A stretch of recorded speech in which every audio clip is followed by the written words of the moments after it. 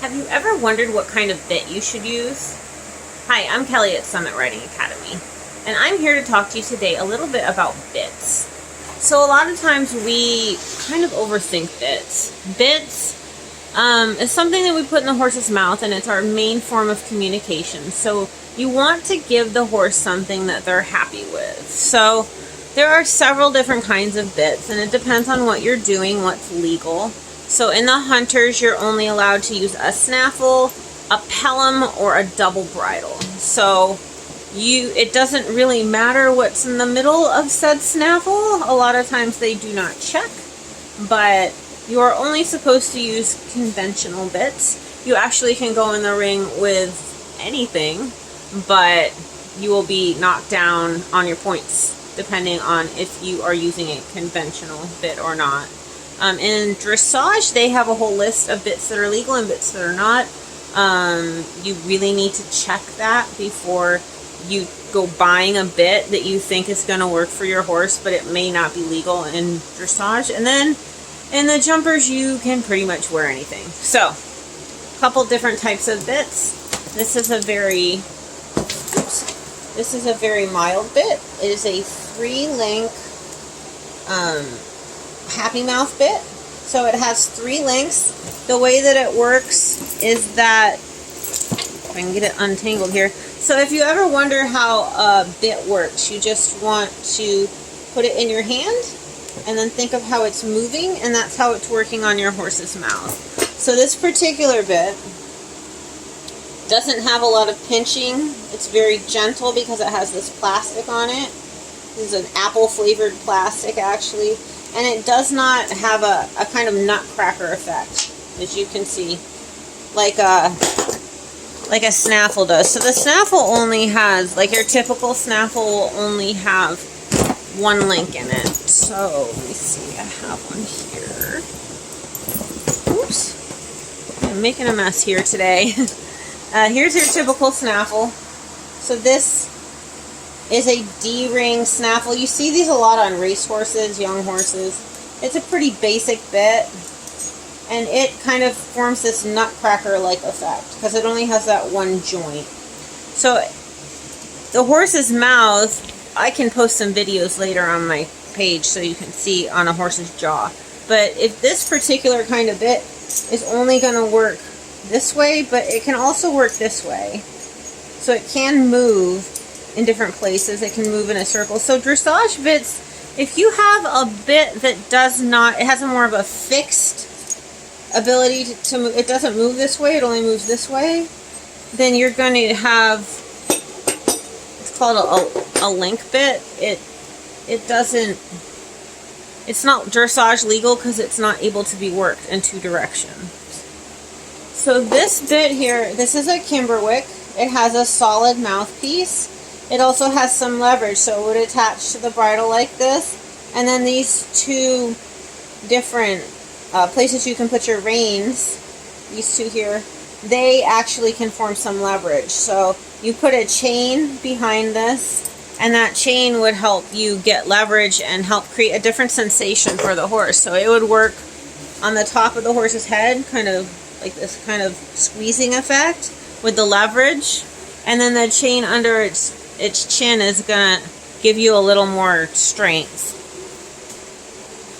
The size of the bit, so if you look at this particular loose ring snaffle here, so this snaffle is thicker and it has these loose rings so it can move along this the ring, so it's not going to sit in the mouth differently than a bit like this. This one doesn't have that mobility, but it has these straight edges on the side, which you're going to work on the sides of the horse's mouth and kind of push them where you want to go. This is more of a hunter D, so this has a bigger side to it. The cheeks, which is what the sides are called, are what pushes kind of the horse around so you can steer. So if you have a young horse, a lot of times we'll use the hunter Ds, or you use a full cheek. So this one here is a full cheek snaffle, and it has these big sides on it, the cheeks, so that it can push the horse and help turn. So it's going to push the horse to the side. So the mouthpieces can be different. This is a little bit different. So this looks kind of nasty, but it's actually one of the more gentle bits because it sits in the horse's mouth. It kind of conforms to their mouth instead of being a big solid piece. And this kind of, a horse that has a real gentle mouth kind of likes this more because although it has these different things on it which would make you think it's harsh, it actually isn't. It's a very gentle mouth. It's called a Waterford. What else do I have? I have, this is called an elevator bit. So this bit has these sides on it. It actually has its very gentle mouthpiece. And these roundy things are called bit guards. So because this side, it moves, it can pinch the horse's mouth. So any loose ring can pinch the horse's mouth. But it has the bit guards to help stop the pinching. It would attach to the bridle up here, and then you attach your reins down here. I usually ride in it with 2 reins, so I'll ride off the snaffle, which is this big ring, and then I have the leverage if I need it. So this is a bit you do not usually use with a chain. So you would attach this here, and then if you need it, you have the leverage. So that's going to squeeze the horse's head. Some horses don't like to ride in bits. This is a hackamore, so you would put their nose through here. This attaches to the bridle, and then you attach reins to the bottom. And it's a kind of a leverage. Squeezes their nose, and it squeezes here. So it gives you a little, a kind of a squeezing effect. So the horse is able to listen to you and understand you, but you're not going off the mouth. So this is a double bridle here, and it has this snaffle bit here, and then it has the more solid bit. This one has leverage on it, you can see. So it's got these big long cheeks on it, and this creates that squeezing effect, and it also has a chain. So it's a more kind of a more refined hand, a more experienced hand would use a double bridle because you want to ride off the snaffle most of the time. But if you need it, just to kind of fine-tune things, you have that leverage bit there as well. So, when you're thinking about what your horse needs, I prefer to go with a standard snaffle. Like, I'll go with this bit. This is a very common bit to use on a regular green horse. Any horse, really.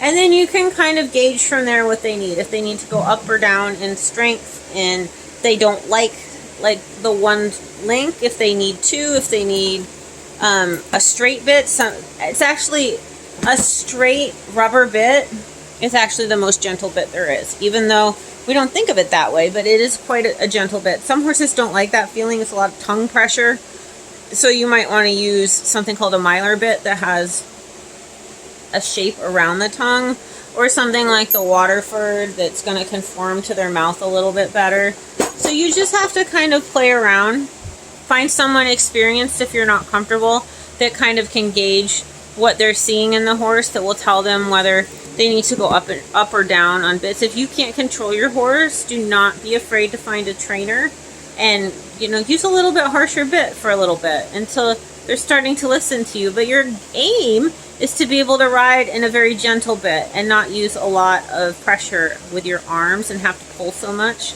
So that just takes time. It takes training. So you have to really put some effort into it. And if you have any questions, please reply in the comments, and I will try my best to answer them for you. And if I can be of any service in horsemanship or goal coaching or anything else, please find me at summitridingacademy.com.